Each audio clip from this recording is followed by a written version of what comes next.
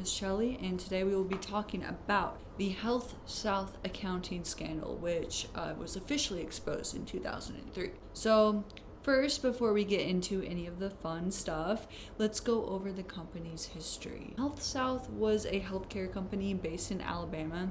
They focused on rehabilitation services. Now, what does that mean? Basically, rather than focusing only on surgeries or general hospital care, they were more focused on recovery. So HealthSouth was founded in 1984 and went public in 1986. The company appeared to grow very quickly, reporting around $400 million in annual revenue by 1992. Wow, they were so successful. I mean, just look at those numbers. It's almost unbelievable, you know?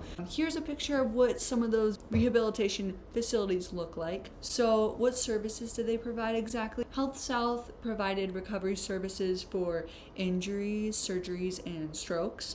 They also provided outpatient surgery, meaning that patients usually did not stay overnight after the procedures. So they also provided testing and imaging at diagnostic centers along with other healthcare services. So today, HealthSouth is actually known as Encompass Health, and I wonder why they changed their name. I guess we'll find out. I'll tell you later. First, let's get into their management. So these are some of the main players. We got Weston Smith, Richard Scrushy, and Aaron Beam. Richard Scrushy was the founder, CEO, and chairman of HealthSouth.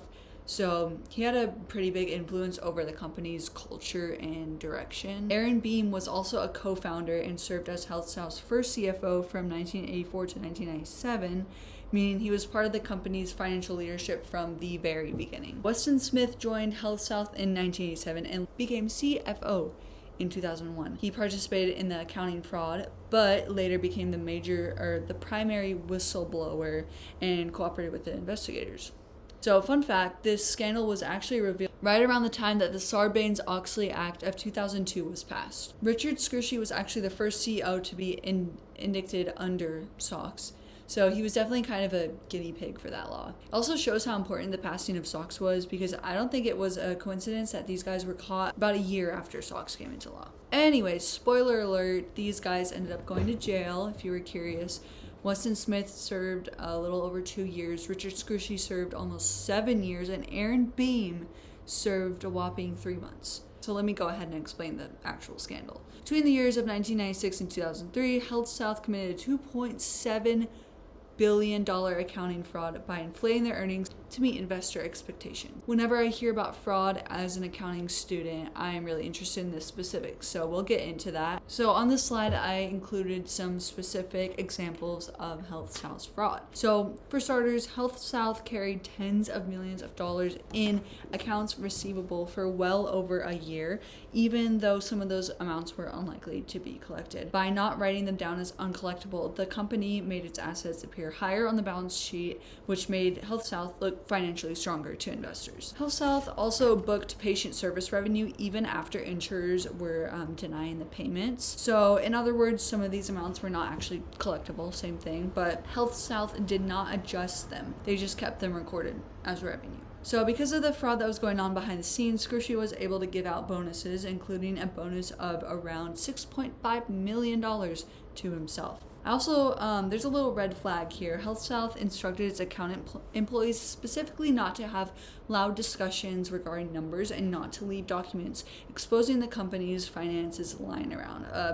Yes, that is suspicious, I would say. Here are some more details on how this all happened. HealthSouth employees created over 126,000 completely fictitious journal entries to increase net income and reduce expenses. They also inflated fixed assets and capitalized expenses, along with keeping old assets on the books even after they were sold. These actions made the company look financially healthier to investors. They also completely fabricated invoices and delivered fake documents to auditors to cover up missing funds and steer away suspicion. Here is a picture of Richard Scrushy cooking the books, and it is 100% real and definitely not created by AI. Why did this all happen? As mentioned before, and as a usual motivator for fraud, HealthSouth was trying to meet Wall Street expectations and keep its stock price high. Having a high stock price also benefited employees and management because they could receive bonuses, especially the people who were involved in the fraud. Management could also sell shares of HealthSouth stock for extra cash, and a lot of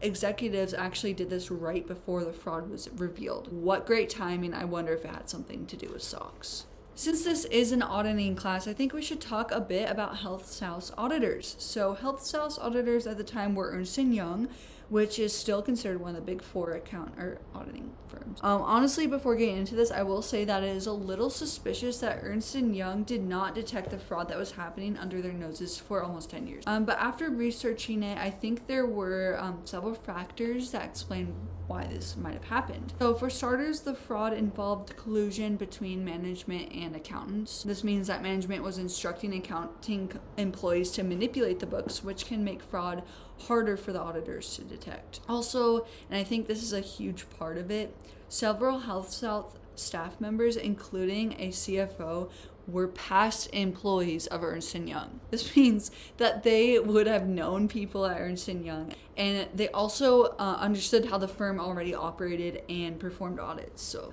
this could have made it easier to cover up the fraud or manipulate the audit process. There were also reports of shareholders reaching out to the auditors with suspicions that fraud was happening. For the most part, it seems like Ernst & Young either ignored these concerns or looked into them with only minimal investigation. Another issue was that HealthSouth allegedly dumped a lot of information on Ernst & Young when deadlines were fast approaching. This may have caused the auditors to scramble, which can lead to issues being overlooked. What could have Ernst & Young have done differently? Like I said earlier, there were several instances where suspicious activity was brought to the auditor's attention. Here's a specific quote I found about one of these instances. Quote, "A disgruntled shareholder in HealthSouth alerted the company's auditors 5 years ago to alleged bookkeeping violations." The article explained that the shareholder listed several possible violations, including booking revenue from the clinic patients even when insurers denied payment, as we were saying before. The head of the investigative subcommittee said the memo was evidence that Ernst & Young and possibly federal regulators had been warned years earlier about possible accounting problems at HealthSouth. Here's another quote from that same source, which was a New York Times article from 2003. "How can the company carry tens of millions of dollars in accounts receivable that are well over 360 days? How can some hospitals have no bad debt reserves? How did the Ernst & Young auditors in Alabama miss this stuff?" Quote. Because of these quotes, you can see why people were reluctant to fully believe that the auditors had nothing to do with the fraud. Also, the fact that some HealthSouth employees used to work for Ernst & Young raises concerns about auditor independence. Overall, the auditors were viewed by shareholders as being slack when it came to HealthSouth, which contributed to the fraud continuing for so long. After this whole situation, a lot of things happened. So first of all, HealthSouth is still up and running today as Encompass Health. They're still focused on rehabilitation services. If you actually look up Encompass Health, HealthSouth and the scandal do not immediately pop up anywhere. So it seems like the company recovered from the scandal pretty well. Also, I do want to reiterate that this all came to light right after SOX came into law. The situation really reinforced the importance of SOX, especially when it comes to executives such as CEOs and CFOs being responsible for the accuracy of financial statements. Richard Scrushy was a perfect example of why that responsibility matters. Ernst & Young is also still up and running. When you search them, HealthSouth does not immediately come up, so it seems like they were under heat at the time but recovered as well. Ernst & Young actually had to pay $109 million in 2009 to settle a class action lawsuit with HealthSouth shareholders for failing to detect the accounting fraud.